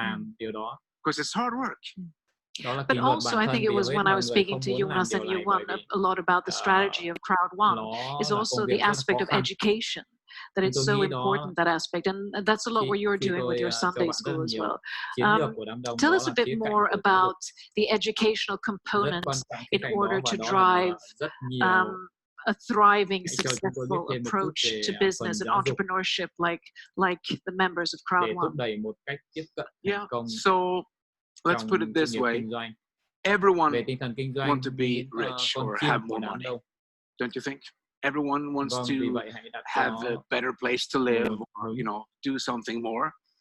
And then they get started, and the old thinking kicks in and tells them, you can't do this. You're too little, you're too small, or you're too poor, or you're too this, you're too that. And the old thinking that has to go away. That's why you say to people, if you want something to change, you got to change. And it's about repetition. It's actually doing it every day, because, you know, we got this 24-hour period. We can't go back to yesterday and change something, and tomorrow hasn't come here yet. So it's these 24 hours when you wake up in the morning. So my mentor, he told me, you got to have a program of success when you wake up in the morning. If you don't have one, you don't have one. And program of success, is that defining what your day will look like, the art of manifestation and visualization, is that it? It's more like you got to have a plan. A plan. So when you wake up in the morning, you got to know, this I got to do, this, and you write it down, you know, and that turns into a habit. You start writing things down. And that also is the second thing that you will pick up, because your subconscious will play with you now, you know, starting to relate to what you're doing. So in addition to personal development and really having a plan for your day and sort of executing on that plan, what else, to sort of round off, what else would you like to convey to the members of Crowd1, to the strategies of being that resilient entrepreneur in this day and time as well, because it does give a lot, it means a lot of effort, but there's also a lot of rewards. Yeah. People won't change until conviction kicks in. So there's so many things. You got to surround yourself with successful people, of course, you know, the positive thinkers, like Johan used to say, and also realize that it takes time. Time is your best friend, because nothing is happening overnight. It takes time, and you got to stay on course. And when you have a plan, follow your plan. You know, be focused. But most of all, it is about those small things. You got to realize that when we're born, you know, we come out of mother's womb, there's not a tag that says, this one is a loser, you put him over here, and another one comes out and says, oh, this one is a successful one. We all come out with the same chances in life. And we don't have the same starting point. Trong một ngày có 60.000 suy nghĩ, đó là theo các nhà khoa học thì mọi người. And what's your personal definition of success? What is success to you? How does it find in your life? Sự nghi ngờ. It's so personal, but success is being better than you were yesterday. And don't compare yourself with others people, because you can only compare yourself with yourself. And be a little bit better, and just stay on course, stay in your path, you know, fulfill your dreams. Fulfill your dreams. And last but not least, what is the best thing with being part of Crowd1 out of an entrepreneurial perspective? I think because you get both worlds, you know, here the founders have created a system which is astonishing for all the people around the world. And what we did, we put some old-fashioned education too, because that's unheard of in the online marketing business. So you get the best of the both worlds. You can make money, you can educate yourself, you can be part of a team and grow as a person. Educate yourself, be part of a team, and grow as a person. Yeah. With those words, thank you very much, Peter Jacobsen.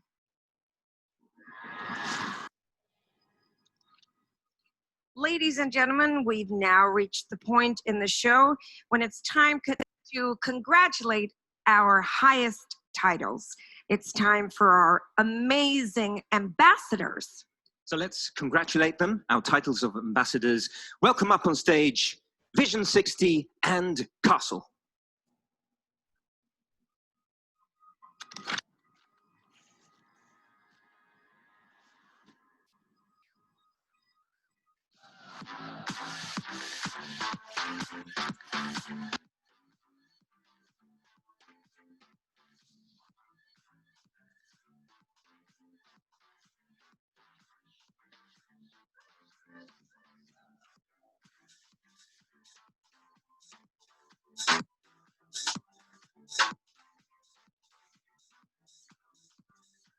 Ba vị chủ tịch 2 sao và 3 sao họ thường xuyên tổ chức những buổi Zoom online toàn cầu 1.000 người chỉ trong vòng 2 phút tôi đã chật kín phòng. Họ thường xuyên là những người tư vấn, khác biệt với hoàn toàn công ty khác thì họ những người trong từ ông Johan Jolat ra thì ngoài ra tất cả thành viên khác họ đều trực tiếp làm việc cùng với 6 triệu thành viên, đấy là khác biệt trong Crowd1,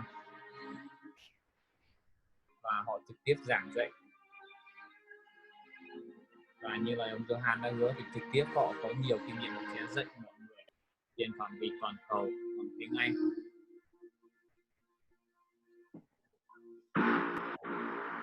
Và những kinh nghiệm đó đều tích lũy là 20-30 năm kinh nghiệm trong ngành kinh doanh.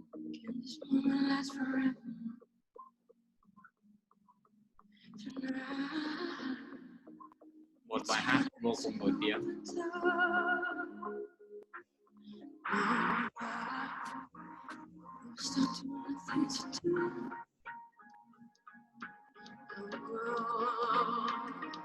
Every breath I take, I'm breathing you.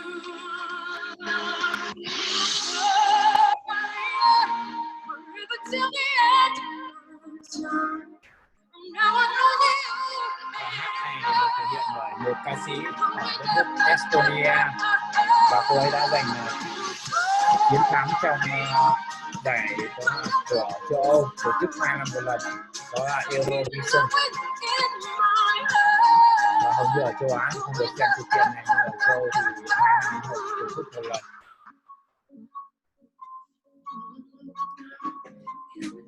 Khi nào Heikki sẽ gửi cái bài hát này cho mọi người nghe qua nhóm Zoom và Messenger.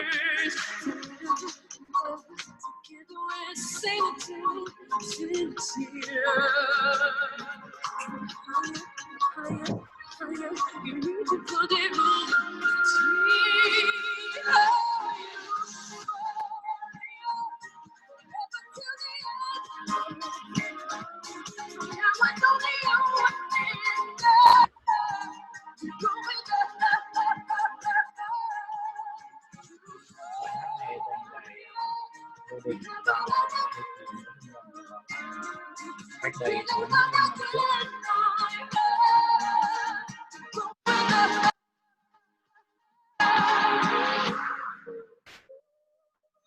Không phải do ca sĩ này thể hiện mà một ca sĩ người Estonia, một cô gái rất là đẹp, trẻ, một quốc gia láng giềng bên cạnh biển và Việt Nam.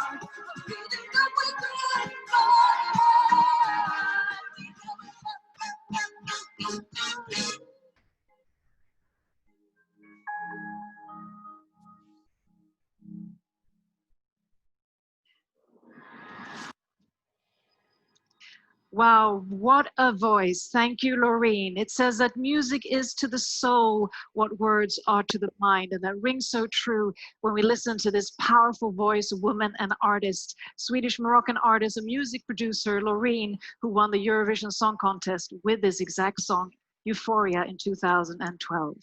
Now back to Crowd1, and it's time for yet another representative from the Crowd1 management, or two representatives from the Crowd1 management, who will be taking the stage to talk about company updates, new offices to open, and also a new educational package. So with that, I hand over the stage to Jonathan Ström och Johan Westerdahl. Jonathan Westerdahl. Jonathan Ström. Thank you. So great to be back. That was a fantastic show. And it's good to be standing here with you again. It's nice to be here with you, Jonathan, and talking about some updates that is coming and other things. And last time we were here, we talked about things that was rolling out, and you talked about the new support pieces and the new support system that we were launching. What has happened? Since last time, I think it's great to see how the chat bot function is really working. We see that we have quite a lot of people using it. We have also seen that we are now answering twice as many emails as we did at the last time. So the new guys are up to speed, and of course it would just improve. And the same thing, of course, with the chat bot, we will continue on improving the service and add more answers and questions to this one as well. Yeah, and over the time since last event, we have also launched quite a lot of things around the legal and compliance departments. We have a new software that is scanning the total internet on social media and other platforms to see everything that is written about us. And legal will handle all the things that is around the external people writing on us, and the compliance department will look at what the network, you, all the affiliates are doing around this out there, positive and negative, and come back to you. But I also know that you have been quite for a time now in Sweden, but that's not the place you want to be. It has been because of the Corona shutdown. So I think you have something to tell. It's been some strange times, of course. I mean, this COVID-19. I really, of course, miss Nigeria. I miss to be able to travel again, as I mentioned before. And I'm so happy to today then present that we are going to open the office in Lagos and in Nigeria. More information about this will, of course, come in your back office. But great steps in Africa. In addition to this, we've also done some updates in our back office. So can you tell us a little bit about these updates? Yeah, and the first update we're doing is that we are moving from presenting euros, that is a local European currency, to business points, that is a generic global point system that we is working with. We have them already in the system, so it's nothing new. It's just that we're moving from presenting euros to business points. And we will look at two slides where we can see how it's looking. First, here in the user log, you see that we are presenting the BPs instead of the euros. And when you do the purchases in the back office, you will also do that in BPs. And we can look at here, if you should have bought event tickets to this event, it would have been in BPs instead of euros. So that is one change. Yeah. And the other one that is a little bit that you will see is that we are going from presenting amounts around rewards to just presenting the number of rewards you earn in Streamline, you earn in getting the packages, etc. And we could also look at how that would look, because I think you have some pictures for that, Jonas. Yeah, this is in the Streamline. You see how much new rewards you get in the Streamline every week. And remember, claim them, because they're gone the next week if you don't claim them. And then we have the picture of the packages. And here we look at the different numbers of rewards you get in the different educational packages. So that is a change. But we're also doing some other changes that I know that you have a bit to talk about on. We are adding some supporting documents to the back office. I think some of them are really something that we need to make it slightly easier for people. You have some updates around the legal aspects, right? Yeah, there will be a number of new documents, old and new ones, around the legal and compliance things that will be there, like the terms and conditions, income disclaimer, privacy policy, all the interesting fun thing, you know. And there will be a huge document called the processes and procedures. And that's a little Bible of how we should work, how we should behave, and that is how the compliance are looking on all of us. So that is, but there are also other type of documents in this section that we're adding. For sure. So we're adding a more robust idea about the business. You're getting a business presentation in the back office as well. In addition to that, we're going to add a specific chapter about what we are and what we are not. This is extremely key for everyone, for the authorities, but also for you guys when you're out talking about the business. You are not allowed to talk about certain things because we are not selling financial products. Yeah, and that means that together on one place you will have everything, so you can read it easily, you can download documents, and you can work with them.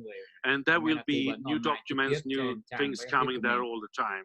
But I think it's time for us to start thinking about getting back to the office, starting to work hard like you do all the time, to be able to present new things on the next event that is only in 4 weeks' time.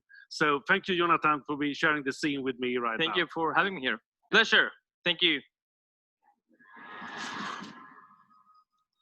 Super online work.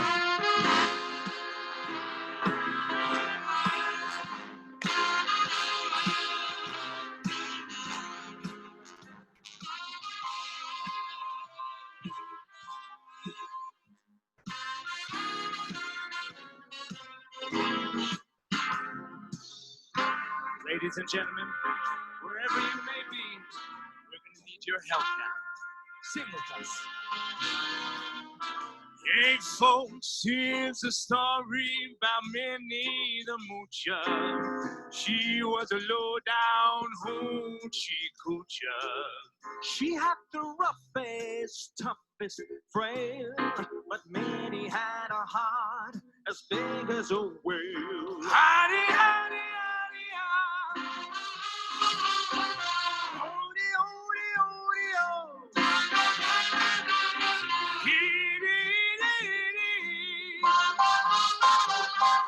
Heidi, Heidi, Heidi, low. She had a dream about the king of Sweden. He gave her all that she was needing. He gave her a home built of gold and steel, a diamond car with the platinum wheels. Howdy, howdy, howdy, howdy, howdy, howdy, hey! Odie, odie, odie, odie, odie, odie, oh! Squiddly boom, squiddly boom, squiddly boodly boodly boom. Alright, scoot up, deep, up, look, look, hey!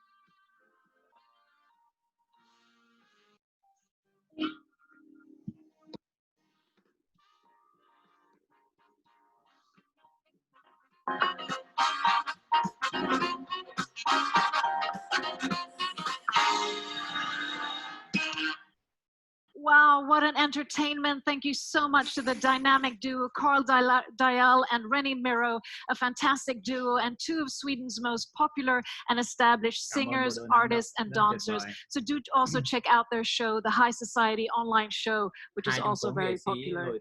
Now, we're already at the last speaker of today, so I want to welcome up on stage Sverker Karon, Crowd1's Chief Product Officer. The stage is yours, Sverker. Đây là một người diễn giả cuối cùng.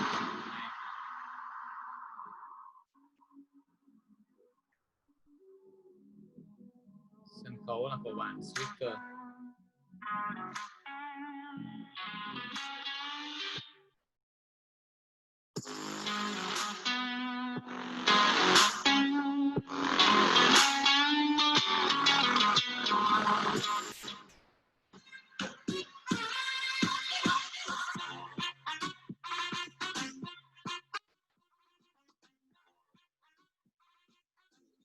Hello, everybody.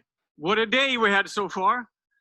We had world-class artists. We have launched new bonuses. We have launched new products.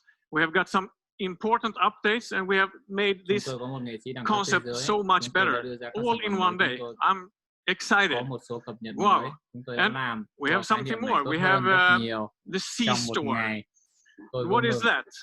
The C-Store is a platform for all the products that we have in Crowd1.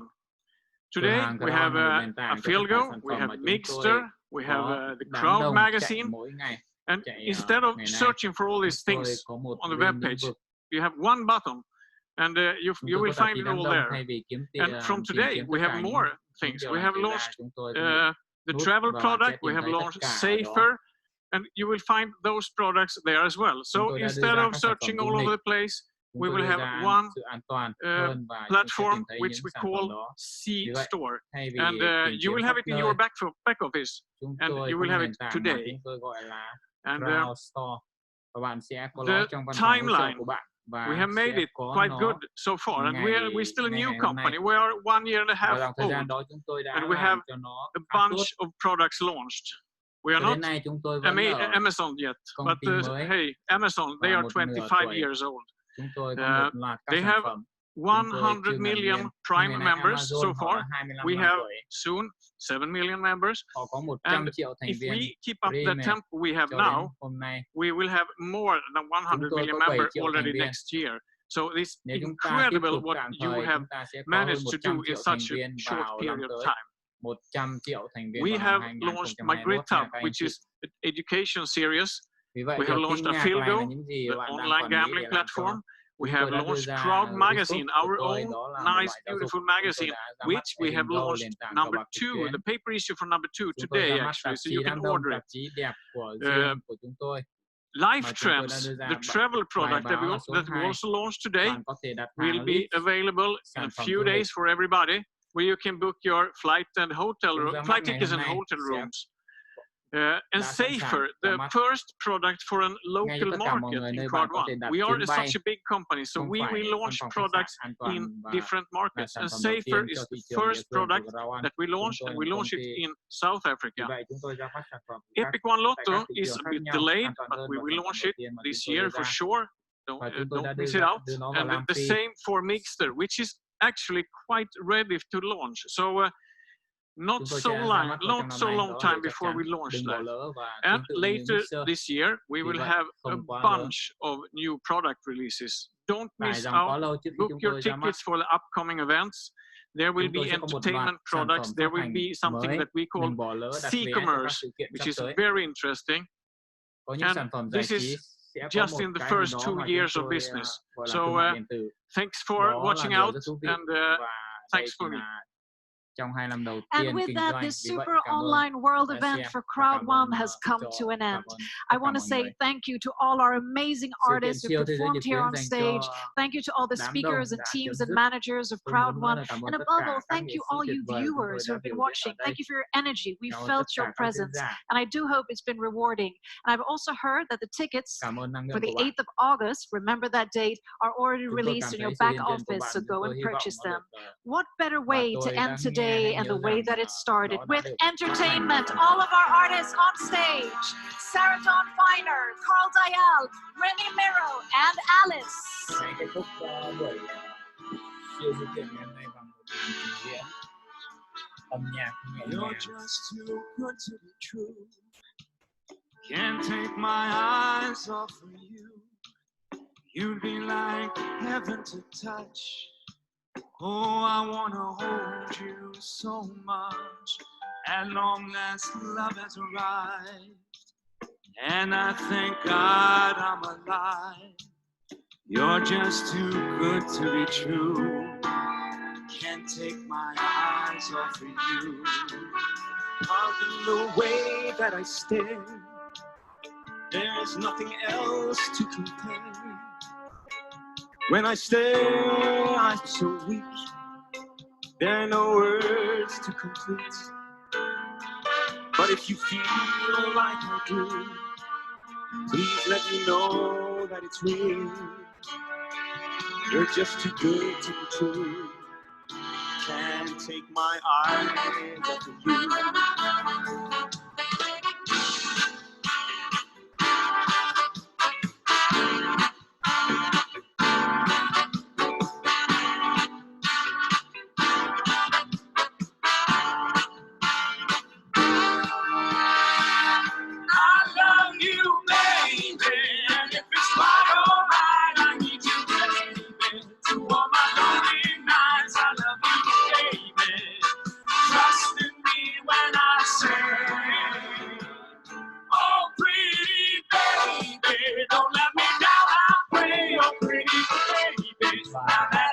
Trong buổi live sự kiện này hôm nay thì các anh chị đã thấy là sự phát triển của Crowd1 và đúng như vậy ông sẽ biến cái điều mà hứa với tất cả mọi người thành sản phẩm thì hàng trăm sản phẩm hôm nay sẽ dần dần đưa vào trong mỗi buổi sự kiện 3 đến 5 đến 7 sản phẩm mới mà sẽ mất rất nhiều sản phẩm chất lượng và sẽ tạo ra một thị lớn khổng lồ.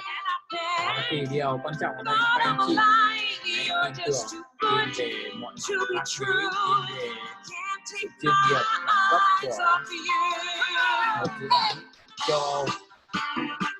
Và doanh thu trong năm nay rất khổng lồ, 10 triệu thành viên này sẽ là người giàu có. Thì còn khoảng 3 triệu thành viên nữa thôi thì các anh chị từ đó sẽ thành 1 tỷ, 3, 4, 5 tỷ thành viên. Tất cả mọi người sẽ để người dẫn đầu và đương nhiên là cái lợi nhuận lớn. Thì điều này về đây các anh chị sẽ phát triển như thế nào và còn xây dựng cái ở đây là mong muốn của công ty là xây dựng cho các anh chị một doanh nghiệp online toàn cầu và một cái điểm quan trọng nhất là các anh chị hãy đi theo tìm một cái đội ngũ chuyên nghiệp để dẫn dắt các anh chị thành công. Thì hiện tại đội ngũ của Heikki cũng như là anh Hero, Mr. tức anh đại đồng tiên sinh Phạm Đình Niêm để những thủ lĩnh trong team của Heikki đang mở rộng thị trường, đặc biệt là thị trường quốc tế, châu Âu, các nước như Hà Lan, Úc, Australia, Pháp, Bỉ, Hà Lan, Đức, Mỹ nữa. Đó, và sẽ giúp đỡ các anh chị về chiến lược kinh doanh, từ từ sẽ hoàn thiện chuyên nghiệp hơn, cũng như là đào tạo mọi người xuyên suốt từ thứ 2 đến thứ 7 không ngừng nghỉ để mọi người có kiến thức phát triển. Và đây là một dự án có thể nói là dự án xóa đói giảm nghèo. Các anh chị không cần biết gì các anh chị cũng vẫn phát triển được. Đấy là đôi điều nhắn nhủ. Thì tất cả anh chị nào mà nghe được cái livestream này cũng như các anh chị mà đang trong phòng Zoom này, hãy chia sẻ mạnh cơ hội này để được là những người tiên phong, những người đầu tiên và được đi theo đội ngũ hùng mạnh nhất. Thì trong team Heikki hiện nay là đang phát triển thị trường quốc tế rất là mạnh. Đó. Thì các anh chị hãy thường xuyên học. Phú không học thì phú không đâu, giàu không học thì nghèo không học thì chúng ta sẽ nghèo muôn thuở. Là một cơ hội lịch sử, các anh chị đừng bỏ qua cơ hội này, thì nó rất là đáng tiếc. Đấy, các anh chị hãy tập trung vào việc học và theo những sự dẫn dắt của đội ngũ lãnh đạo. Cảm ơn tất cả mọi người đã theo dõi cái buổi sự kiện ngày hôm nay. Và các anh chị nào mà chưa biết đến team của Heikki cũng như là anh Đại Đồng, anh Phạm Đình Niêm có rất là nhiều vị thủ lĩnh giỏi sẽ hứa là giúp đỡ mọi người, theo sát mọi người từng ngày, từng giờ, từng năm. Và trong tương lai 20-30 năm tới nữa, chúng ta sẽ bùng nổ và tất cả các anh chị sẽ là người giàu có, được sự hỗ trợ dẫn dắt ngày đêm. Cảm ơn tất cả mọi người đã theo dõi buổi chia sẻ ngày hôm nay nhé. Mọi người có thể mở cam lên và chat lên ô chat. Chúng ta chúc nhau một buổi tối tốt lành được không ạ? Cảm ơn tất cả mọi người đã theo dõi buổi livestream ngày hôm nay nhé. Và đừng quên là hãy like cái video trên YouTube đấy, và chia sẻ lên cá nhân, thì chính những vị giám đốc trong bộ máy làm việc của Crowd1 sẽ thay các anh chị tư vấn về cái độ chuyên nghiệp cũng như là về những cái tầm nhìn, những cái gì Crowd1 đã làm, và chứng minh cho những thành viên nào đã bỏ cuộc giữa chừng, những ai mà chưa tin tưởng Crowd1 thì đây là cơ hội cho tất cả những người đó trở lại Crowd1, được là một trong 10 triệu thành viên may mắn này. Và điều đặc biệt ngày hôm nay đó là trong 48 giờ tới các anh chị hãy mở cái Gmail của mình ra, sau đó là các anh chị sẽ sử dụng cái mã code mà công ty tặng mọi người đấy, 6 triệu thành viên này. Các anh chị hãy tặng cho người nào mà có khát khao thành công, muốn có công việc làm thêm ổn định đó. Đừng tặng cho những người, mọi người đừng dùng tâm thái là cái đó miễn phí, mọi người có quyền lựa chọn đối tác. Những người, một cái người đó có thể tạo ra 1.000 người, 1 triệu người đấy, và 1.000, 1 triệu người đó là tạo ra doanh thu thụ động cho tất cả các anh chị.